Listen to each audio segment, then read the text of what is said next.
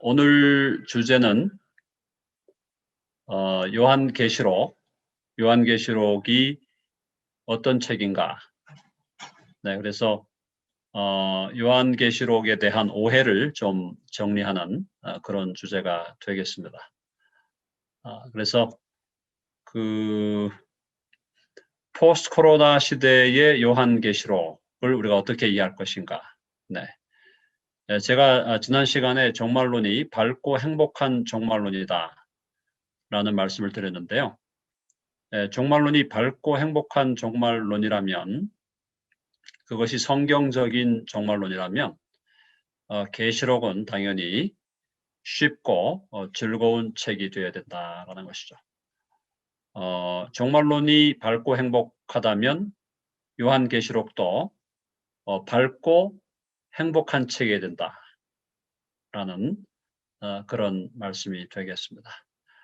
그런데 오늘날 많은 분들이 요한계시록에 대한 편견과 선입견이 있습니다.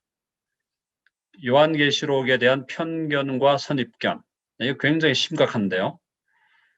요한계시록에 대해서 갖고 있는 일반적인 편견, 일반적인 선입견은 요한계시록이 어렵다라는 생각입니다. 요한계시록이 어렵다라는 생각을 심어주게 된 데는 여러 가지 요인들이 있지만, 이제 우리 종교 개혁자였던 존 칼빈, 종교 개혁자 존 칼빈을 저는 개인적으로 굉장히 존경하는 저의 그 모델이 되는 신학자입니다. 그러나 존 칼빈이 요한계시록을 주석을 하지 않았습니다. 왜 주석을 하지 않았을까? 여러 가지 또 뭐랄까요? 여러 가지 추측이 난무했지만, 사실은 어떠한 이유로 요한계시록을 존 칼빈이 주석을 하지 않았던 간에 칼빈이 요한계시록을 주석을 하지 않고 남겨둠으로써 그 이후에 개신교 신학 혹은 Reformed Theology, 개혁 신학, 이런 신학권에서 요한계시록에 대한 어떤 의미에서 근거 없는 터부, 근거 없는 금기시되는 그런 의미가 있었고요. 그 다음에 이제 19세기 이후로 세대주의가 등장하면서 요한계시록을 굉장히 두렵고 어려운 책이다라는 그런 느낌을 가지게 했습니다. 자, 그래서 오늘날 요한계시록이 쉽다라고 생각하는 사람은 제가 볼 때 거의 없다고 생각합니다. 아마 저 혼자일 가능성이 높다. 저 말고 다른 사람들이 있을 수도 있겠지만, 저는 요한계시록이 어렵다고 생각하지 않습니다. 요한계시록은 결코 어려운 책이 아닙니다. 그래서 어떤 분들은 이제 요한계시록이 어려운 책이기 때문에 바울이 쓴 로마서가 좀 더 쉽지 않을까? 로마서를 해석하는 게 좀 더 쉽고 복음서를 해석하는 게 쉬운 반면에 요한계시록은 해석하기가 매우 어려울 것이다 라고 그렇게 생각을 합니다. 그것은 그야말로 근거 없는 편견이고 선입견이고 저는 그것을 근거 없는 신화라고 생각을 합니다. 요한계시록은 결코 어려운 책이 아닙니다. 만약에 어렵다면 로마서가 훨씬 더 어려운 책이죠. 자, 그 다음에 이제 어렵다는 편견 외에 두 번째는 요한계시록은 두려운 책이다. 무조건 무섭다고 생각하죠. 요한계시록을 1장, 2장, 한 3장까지 읽고 나서 4장, 5장 들어가고 6장부터 들어가기 시작하면은 요한계시록은 두렵고 무서운 책이라는 인상을 쉽게 갖게 됩니다. 제대로 읽어보지도 않고 또 제대로 해석해 보지도 않은 상태에서 요한계시록은 그냥 두렵다고 생각합니다. 이건 예수님을 믿는 사람이나 안 믿는 사람이나 신학적인 훈련을 받은 목회자들이나 또 신학적 훈련이 없는 일반 성도들이나 구별이 없습니다. 모든 사람이 다 요한계시록은 두렵다라고 생각을 합니다. 이게 편견이라는 겁니다. 이게 근거 없는 선입견이에요. 결코 그렇지 않습니다. 요한계시록은 즐거운 책이고 우리에게 행복을 주는 책이고 우리에게 기쁨과 하나님을 향한 소망과 감사와 기대감과 거룩한 흥분을 주는 책이다. 그러니까 요한계시록이 어렵다라고 하는 편견, 요한계시록이 두렵다라고 하는 편견, 이 신화는 반드시 제거되어야 합니다. 그런데 이것이 지금 코로나 상황이 되면서 어떤 분들에게는 요한계시록이 오히려 즐거움과 기쁨과 행복을 주는 책으로 다가오지만 어떤 사람들에게는 코로나 상황이 오히려 요한계시록을 더 두렵고 무서운 책으로, 더 어렵고 참 해석하기 힘든 책으로 그렇게 다가오게 만드는 상황이 지금 전개되고 있습니다. 자, 그 이유는 뭐냐 하면은 요한계시록에 대해서 왜 이렇게 근거 없는 편견과 선입견이 생기게 되었나? 그것은 요한계시록을 at face value, 요한계시록을 그 액면가 그대로 읽지 않기 때문입니다. 요한계시록이 계시록 자체가 계시록을 해석하는 방식을 따라 읽지 않기 때문에 요한계시록은 무조건 어렵고 무조건 손대면 힘들어지고 골치 아프고 두렵고 무섭고 공포스러운 책이니까 최대한 요한계시록은 안 보는 게 좋다라는 그런 근거 없는 편견, 선입견, 신화가 한국 교회뿐 아니라 세계 교회를 지금 지배하고 있다라고 생각합니다. 이것을 저는 이 시대의 가장 강력한 마귀의 역사다라고 개인적으로 생각하고 있습니다. 가장 강력한 마귀의 역사는 뭐냐? 그것은 요한계시록을 어렵다라고 하는 편견을 심어주므로 요한계시록을 아예 읽어보거나 해석하려고 하지 않는 것이고요. 요한계시록이 너무나 두렵고 무서운 책이기 때문에 아예 가까이 하지 못하게 만드는 것, 이것이 오늘날 마귀가 하는 가장 강력한 역사들 중에 하나다라고 저는 확신을 하고 있습니다. 그러면 요한계시록은 어떤 책이냐? 요한계시록 1장 3절에 보면은 이 계시록에 기록된 말씀을 읽는 자와 듣는 자와 기록한 것을 지키는 자에게 복이 있다라고 말씀합니다. 1장 3절에 복이 있다. 복이 있다는 말이 사실은 뭐 여러 가지로 해석될 수 있지만 행복하게 된다 이 말입니다. 행복을 누리게 된다 이 말이에요. 그렇다면 요한계시록을 읽는 사람도 복된 자고 그 요한계시록을 누군가가 낭독을 하거나 또 누가 그것을 해석하는 것을 들을 때도 복이 있는 자고 또 요한계시록에 기록되어 있는 것들을 지키는 자, 하나님께서 지키라고 한 명령을 지키고 또 요한계시록에 기록된 진리를 지키는 자는 복이 있는 자고 행복을 누리는 자일 수밖에 없다는 것이죠. 바로 오늘 제가 여러분들에게 드리고 싶은 요한계시록 강의의 가장 핵심 포인트는 바로 이 부분입니다. 요한계시록에 대한 근거 없는 편견, 선입견, 신화를 벗어버리지 않고는 다시 오시는 예수님을 맞이하는 신부의 준비를 할 수 없다라는 것이 저의 확신입니다. 자, 그러면 요한계시록은 어떻게 읽을 것인가? 자, 요한계시록을 밝고 행복한 책으로 또 요한계시록을 우리에게 즐거움과 기쁨을 주는 책으로 읽으려면 요한계시록에 대해서 알아야 합니다. 요한계시록이 스스로 요한계시록 자체가 해석의 방법을 알려주고 있습니다. 요한계시록 자체가 기록 목적을 알려주고 있어요. 기록 목적을 이해하고 그걸 따라가면서 해석하면 됩니다.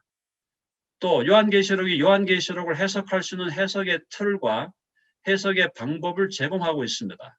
그러므로 그것을 따라가면서 요한계시록을 해석하면 절대 어려운 책이 아닙니다. 자, 그러기 위해서는 첫째로 요한계시록의 기록 목적을 바르게 이해해야 합니다. 요한계시록의 기록 목적은 제가 오늘 여기서 그 말씀을 바로 인용하지 않았지만 중요한 것은 장차 될 일입니다. 장차 될 일을 기록한 것입니다. 자, 여기 이제 1장 19절에 보면, 계시록 1장 19절에 보면은 지금 있는 일과 내가 본 것과 지금 있는 일과 장차 될 일을 기록하라. 세 가지로 구성되어 있어요. 세 가지로 구성되어 있으면서 1장 1절에 보면은 장차 주님의 재림과 더불어 일어나게 될, 실제로 일어나게 될 사건들을 우리에게 알려주시려는 것이 계시록의 기록 목적이라고 말씀하고 있습니다. 그러므로 요한계시록의 기록 목적이 예수님의 재림과 예수님의 재림 전후, 예수님의 재림 직전의 모습, 예수님의 재림 직후의 모습에 대한 기록이 분명하다면 요한계시록은 1차적으로 미래적인 해석을 해야 됩니다. 미래주의적인 해석을 해야 돼요.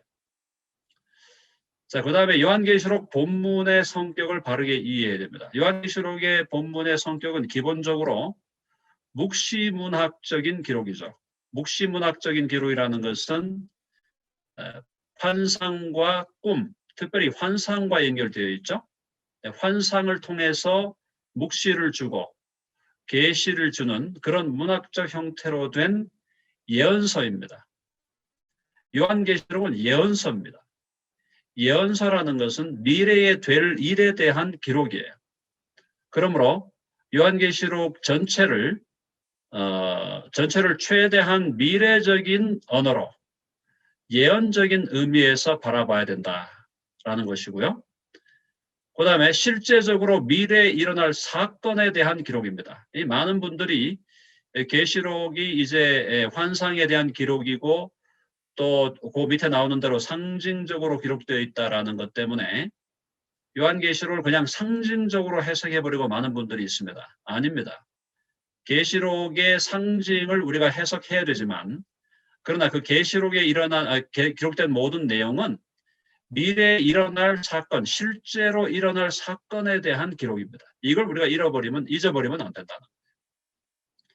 그래서 고대 이사야서라든가 우리 다니엘서라든가 또 여러 가지 구약의 예언서에서 예수님의 초림과 관련해서 예수님이 베들레헴에서 태어날 것, 또 예수님이 다윗의 후손으로 태어날 것, 또 예수님이 나귀를 타고 예루살렘으로 입성할 것, 이런 사건들에 대해서 구체적으로 구약의 예언서들이 예언하고 있는 것처럼 요한계시록은 신약의 예언서로서 예수님의 재림과 재림 직전, 재림 직후에 일어날 미래의 사건을 기록한 책으로 사건을 중심으로 해석해야 된다라는 것이죠.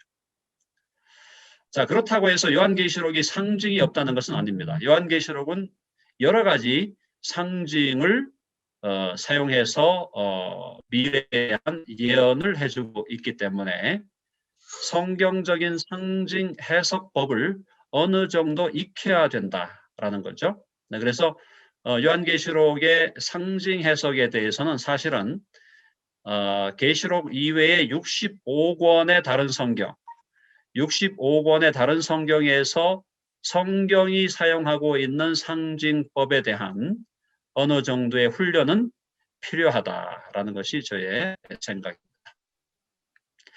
자, 요한계시록의 기록 목적을 바르게 이해해야 되고 요한계시록 본문의 성격을 바르게 이해한 다음에 요한계시록의 구조를 바르게 이해해야 합니다. 이 구조에 대해서는 제가 조금 이따 다시 한번 자세히 말씀드리기로 하고요.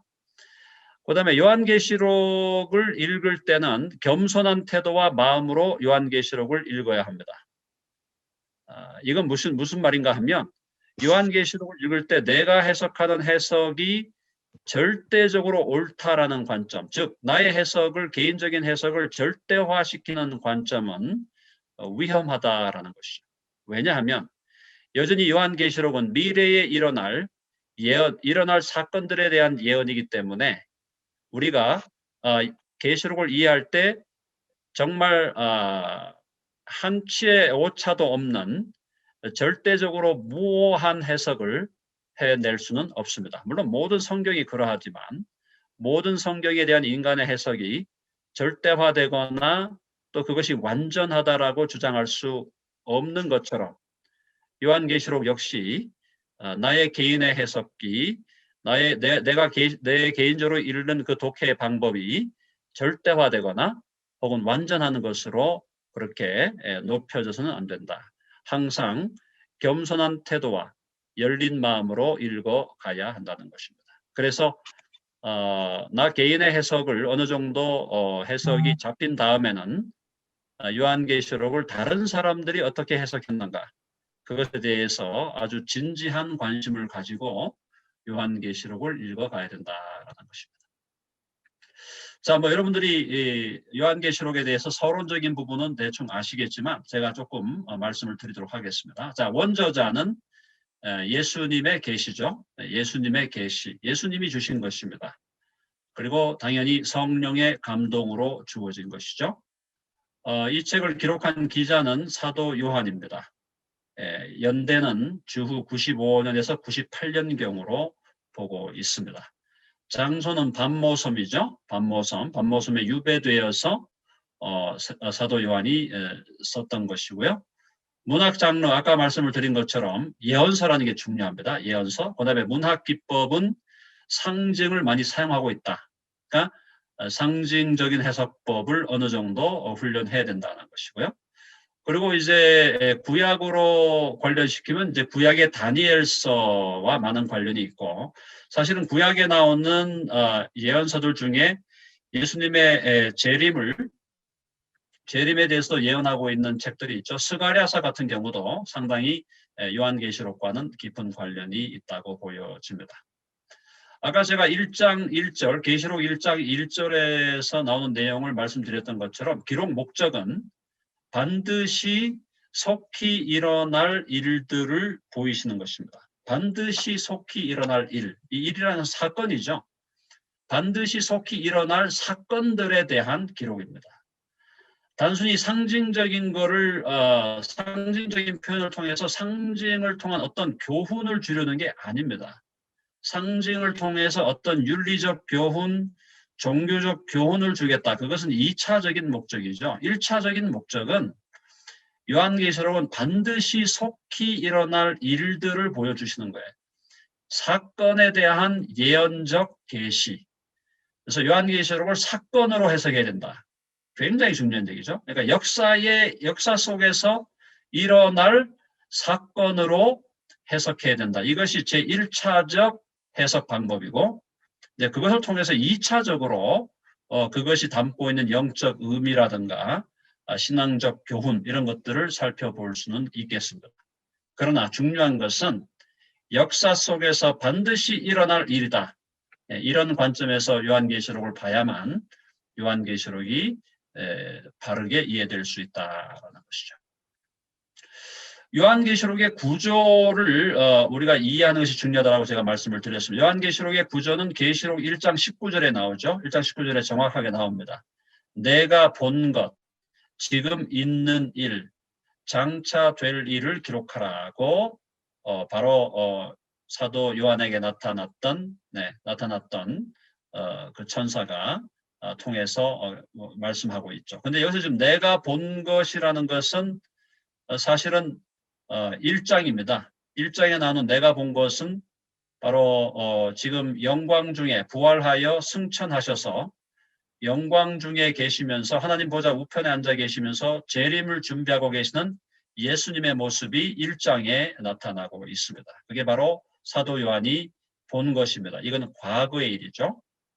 지금 있는 일은 현재의 사건입니다. 사도 요한이 반모섬에서 요한계시록을 기록하고 있는 그 당시에 지금 일어나고 있는 일을 기록해라. 그래서 2장과 3장은 바로 그 시대 7교회에서 일어나고 있는 사건을 기록하고 있고 그 다음에 4장과 5장은 천상에서 어떤 일이 벌어지고 있는가를 보여주고 있습니다. 그리고 6장부터 장차 될 일인데 6장부터 18장까지가 대환란 기간 동안에 일어나는 일입니다. 예수님이 오시기 전에 대환란 동안에 일어나는 일이고 19장은 예수님의 재림장입니다. 그리고 20장은 재림한 이후의 천년 왕국, 21장과 22장은 바로 새하늘과 새 땅에 대한 새 예루살렘과 새하늘과 새 땅에 대한 기록이 펼쳐져 있습니다. 자, 근데 여기서 요한계시록 서론에서 두 번째 부분에서 제가 여러분들에게 지금 중요한 부분이기 때문에 강조하고 싶은 것은 요한계시록에 특별히 6장부터 8장까지 나오는 6장부터 18장까지 나오는 그 대환란 기간 동안의 기록을 쉽게 접근할 수 있는 방법이 있는데요. 그게 바로 여기서 주요 등장인물을 파악하는 것입니다. 자, 그것은 선하고 거룩한 세력에 있어서 요한계시록의 주인공은 성삼위일체 하나님입니다. 성부와 성자와 성령. 성삼위일체 하나님이 요한계시록의 주인공입니다.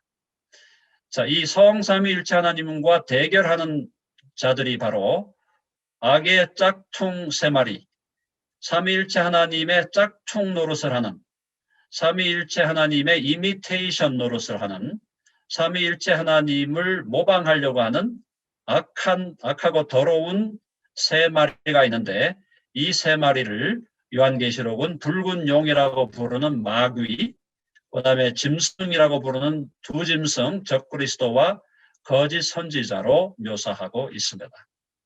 그러니까 사실은 6장부터 18장까지의 대환란의 기간 동안, 그 기간 동안에 이루어진 영적 전쟁의 모습은 삼위일체 하나님과 악의 짝퉁 세 마리, 마귀와 적그리스도와 거짓 선지자, 이 대결이죠. 성부와의 대결은 마귀, 성자와의 대결은 적그리스도, 성령에 대한 대결 구도는 거짓 선지자.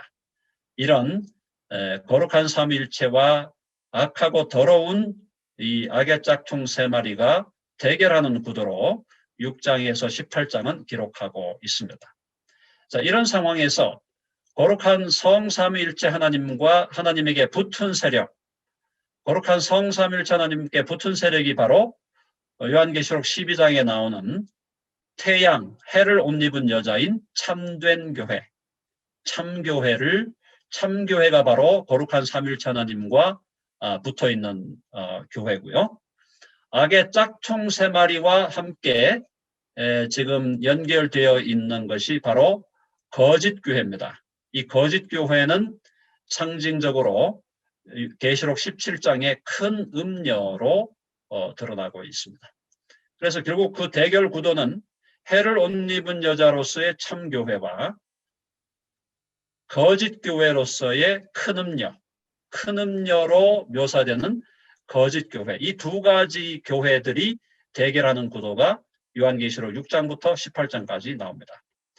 그래서 사실은 주연은 삼위일체 하나님이고 중요한 조연이 참교회죠. 참교회. 그것과 대결하려는 것이 거짓 교회입니다. 세 번째는 이 참교회를 이끌어가는 지도자, 참교회를 대표하는 지도자가 바로 요한계시록 11장에 나오는 두 증인 혹은 14만 4천으로 표현되고 있는 지도자들입니다. 이 두 증인과 14만 4천 명이라는 이 참된 교회의 지도자들은 사실은 계시록상에서는 순교를 당하는 것으로 나오고 있습니다. 참교회를 이끌어가는 지도자들이 바로 두 증인 혹은 14만 4천이라고 묘사하고 있고요. 거짓교회, 큰 음료로 묘사되고 있는 거짓교회를 끌어가는 지도자들이 바로 거짓교회의 지도자들. 그것을 이끌어가는 대표적인 인물이 위에 나오는 거짓 선지자고, 거짓 선지자와 함께 붙어서 거짓교회의 지도자가 되어서 참교회를 핍박하고 참된 교회의 지도자들인 두 증인과 14만 4천 명을 죽이려고 하는 자들이 바로 거짓교회의 지도자들이다. 자, 요 구조, 주요 등장인물인 이 구조만 정확하게 인식하면 계시록 6장부터 18장까지는 굉장히 쉽게 해석될 수밖에 없습니다. 자, 너무나 사실 그래서 제가 가끔씩 그런 얘기를 하는데요. 요한계시록은 그림책입니다. 그림책. 로마서는 박사 논문이에요. 그림책과 박사 논문 무엇이 해석하기 어려울까요? 당연히 박사 논문이 해석하기 더 어렵죠. 자, 그래서 요한계시록이 우리에게 전달하려고 하는 메시지는 굉장히 쉬운 것이다. 오늘 이 주요 등장인물만 정확하게 이해해도 계시록은 너무나 쉽게 이해된다라는 것이 제가 여러분들에게 말씀드리고 싶은 것이고요. 자, 요한계시록을 해석하는 열쇠. 이것은 지난번에도 제가 지난 주간에도 말씀을 드렸습니다만은 요한계시록을 해석하는 열쇠는 구약의 출애굽 시대와 비교하면 정확하게 이해가 됩니다. 구약의 출애굽 사건은 무엇입니까? 그것은 이스라엘 백성이 애굽 땅에 남아있는 상태에서 바로 그 상태에서 애굽에 대한 하나님의 거룩한 심판과 재앙이 쏟아지고 그 상황 속에서 이스라엘 백성이 보호를 받으며 그러면서 결국은 출애굽을 하는 사건이 출애굽기에 나옵니다. 이 사건은 장차 나오는 교회, 요한계시록에서 표현되고는 교회가 이 세상 속에 그대로 거하고 있으면서 세상 바벨론을 향하여 쏟아지는 하나님의 재앙 속에서도 교회가 보호를 받고 있다가 나중에 예수님의 재림과 더불어 바벨론으로부터 이제 완전히 해방되는 사건을 보여주고 있는 것이죠. 그런 의미에서 요한계시록의 해석의 열쇠, 요한계시록에 나오는 여러 가지 모티프가 있습니다. 요한계시록에 나오는 창세기 모티프도 있고 레위기 모티프도 있고 또 민수기 신명기 모티프도 있고 요한계시록에 나오는 다양한 이사야 모티프, 그다음에 스가랴 모티프, 다니엘 모티프들이 있지만 요한계시록 전체를 해석하는 데 있어서 가장 중요한 해석의 열쇠는 구약의 출애굽 시대, 출애굽 사건과 요한계시록을 연결시켜서 해석하는 것이다.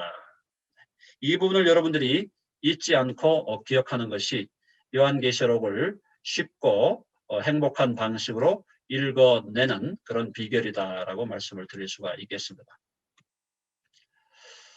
자, 그래서 그럼 요한계시록의 구조를 조금 더 구체적으로 좀 디테일하게 설명을 좀 드린다면 요한계시록의 구조는 1장 19절에서 제가 말씀을 드렸죠. 계시록 1장 19절이 요한계시록의 구조를 정확하게 묘사하고 있고요.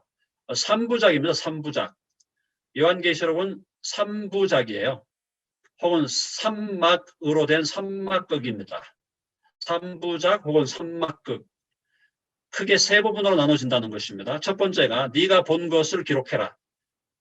사도 요한이 본 것은 바로 아까 말씀드린 대로 영광 중에 재림하시려고 준비하고 계시는, 부활하셔서 승천하시고 하나님 보좌 우편에 앉아 계시는 바로 예수 그리스도의 영광스러운 모습을 1장에서 사도 요한이 보고 기록하고 있습니다.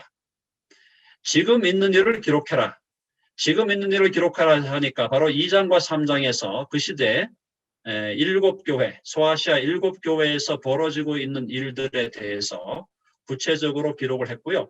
물론 2장과 3장의 7교회에 대한 기록이 의미적으로는 교회사 전체로 연결될 수도 있고 또 의미적으로는 모든 시대 모든 교회에 적용될 수 있다고 저는 봅니다. 그럼에도 불구하고 요한계시록 2장과 3장에 나오는 그 기록은 여전히 지상에서 지금 있는 일에 대한 기록이었다라는 그 근본적인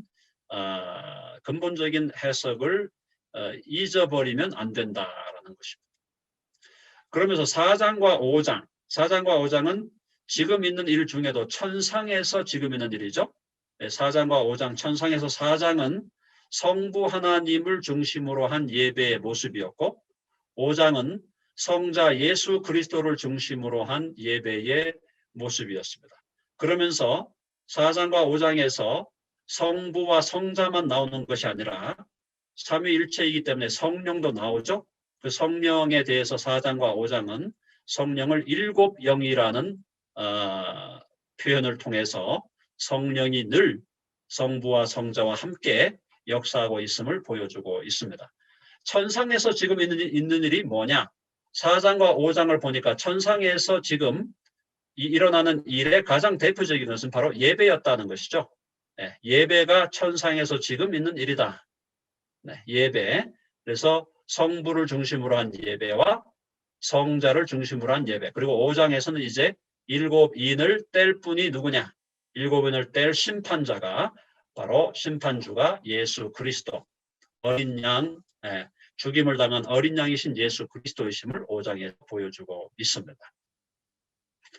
자, 그 다음에 이제 세 번째, 3부작의 세 번째가 바로 장차될 일이에요. 장차될 일인데, 장차될 일은 6장부터 22장까지 기록을 하고 있고, 그 중에 제가 말씀드린 것처럼 6장과 18장은 대환란의 장입니다. 대환란이라고 볼 수 있죠. 대환란이라고 하는 이유는 교회를 중심으로 볼 땐 대환란이에요. 교회가 환란을 당하는 거니까.